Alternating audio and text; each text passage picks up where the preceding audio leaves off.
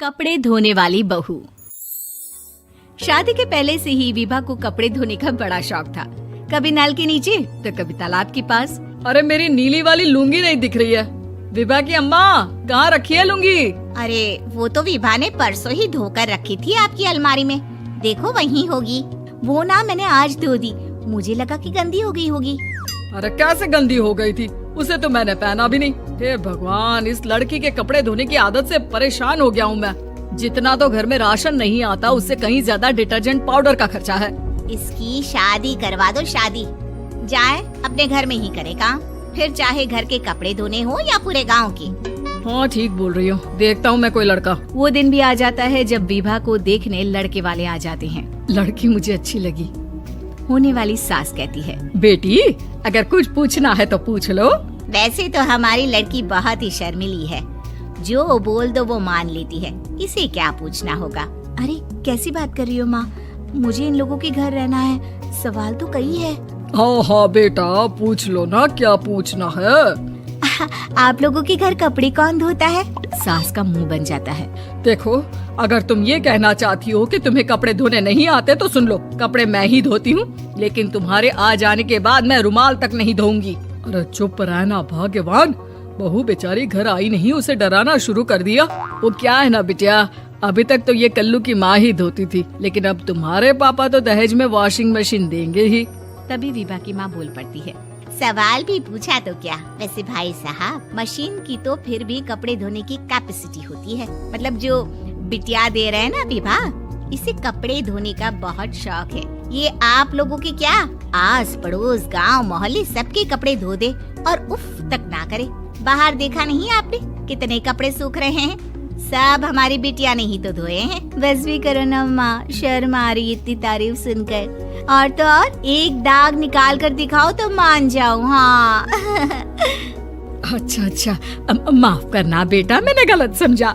हमें तो रिश्ता बहुत पसंद है। और ऐसे जुड़ जाता है रिश्ता कपड़े धोने का शौक रखने वाली विभा का। उसकी शादी हो जाती है कोयला फैक्ट्री में काम करने वाले कल्लू के साथ। शादी के बाद अचानक विभा चिल्लाती हुई सास के पास आती है। सासू माँ, अरे सासू माँ कहाँ है आप? ये तो धोखा है, धोखा दिया आप लोगों ने मुझे।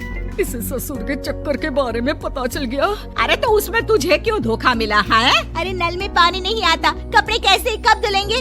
अच्छा अच्छा, तू पानी नहीं आ रहा उसकी बात कर रही है। तो आपने क्या सोचा? कुछ नहीं।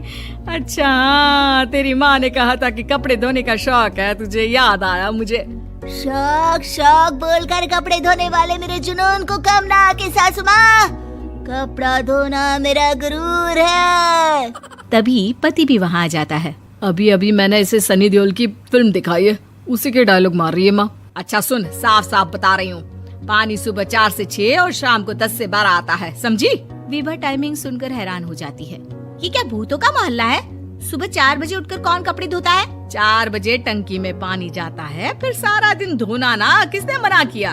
अरे कैसी बात कर रही हैं? 200 लीटर की टंकी में कितने कपड़े धो लूंगी मैं? सुबह ही उठ जाऊंगी मैं। अब क्या था, विभा सुबह 4 से लेकर रात के 12 बजे तक कपड़े ही धोती रहती। एक रोज सास पड़ोस से निकलकर कहीं जा रही होती है कि साथ वाली कहती है, हाँ कल्लू की माँ, जरा ये बताओ कि 2 साड़ी है, 2 ब्लाउज और एक पेटीकोट और एक नाड़े वाला लंबा कच्छा। हाँ तो? अरे तो क्या, कितना लोगी धुलाई ये बताओ। धोबन दिख रहे हैं हम क्या? हमारे पति सरकारी नौकरी से अभी अभी रिटायर हुए हैं और बेटा सुपरवाइजर है कोयला फैक्ट्री में। धोबन समझ रखा है हमें। हाय रे कल्लू की अम्मा, माफ कर दो, वो तो मोहल्ले में यही सब बता रहे थे कि तुमने बहू को कपड़ा धुलवाने के काम में लगा दिया है। सास को पड़ोसन की बात सुनकर गुस्सा आ जाता है। वो घर पहुंचती है जहां घर के बाहर ही इतने सारे कपड़े सूख रहे होते हैं जितने कि किसी धोबन के घर पर। अरे ओ कल्लू की दुल्हन, बाहर निकल। माँ जी यहीं आ जाओ, बाथरूम में चादर धो रहे हैं हम। अरे अभी हम धोते हैं, तुमको बाहर निकलो। ये आस पड़ोस वाले बोल रहे हैं कि हम बहू से कपड़े धुलवा धुलवा कर उसे कपड़ा धोने वाली बना दिए हैं। अरे छोड़ो ना माँ जी, किन लोगों की बातों में आती हो? आस पास के लोगों का तो काम ही होता है कि वो किसी तरह सास बहू को लड़ा दे। बहू सारे घर के कपड़े धोती है, ये क्या कम है? बोलिए। सास को भी लग जाता है कि वो बहू का ये सनकीपन नहीं छुड़वा सकती, इससे अच्छा है कि खुद ही चुप हो जाए। एक रोज सास और बहू मंदिर जाते हैं, जहाँ सास की साड़ी वहाँ खड़ी भीख मांगने वाली से मिलती है। माँ जी क्या बात है, आपकी साड़ी उस भिखारन से कितनी मिल रही है ना? हाँ हाँ देखो तो, दोनों की साड़ी मिल रही है। क्या बात है कल्लू की अम्मा, तुम खुद को तो अफसर की बीवी बताती हो और ऐसी सिंपल सी प्लेन साड़ी पहनकर घूमती हो। सिंपल और प्लेन नहीं है ये साड़ी। तो क्या सोने के धागे से फूल बने हैं? कुछ भी सासू माँ, कुछ भी। हाँ बने थे इस साड़ी में सोने के धागे से फूल। मेरे पति लेकर आए थे मद्रास से स्पेशली मेरे लिए 10,000 की। ताहे भाई साहब इस भिखारन के लिए भी सेम टू सेम साड़ी लेकर आए होंगे 10,000 की। सास उस वक्त तो कुछ नहीं कहती, लेकिन बहू के साथ घर आती है और अलमारी से एल्बम निकाल कर लाती है। ये साड़ी देख रही है, ये वही साड़ी है जिसे मैंने अभी पहना था। इस साड़ी में ये जो चमकदार फूल दिख रहे हैं ना, ये सोने के धागों से काढ़े गए हैं। लेकिन तू लोकल वॉशिंग मशीन ब्रश से घिस घिस कर सारे फूलों को निकाल कर साड़ी प्लेन कर दी। मुझे माफ कर दीजिए सासू माँ। और तो और, जब मैंने तुझे तेरी गलती के लिए कुछ नहीं कहा, लेकिन तूने तो सबके सामने मेरा मजाक ही बना दिया। क्यों? बहू को समझ में आ जाता है कि अब से उसका कपड़े धोना बंद। ऐसी मजेदार वीडियो को देखने के लिए लाइक करें, चैनल को सब्सक्राइब और ज्यादा से ज्यादा शेयर करें।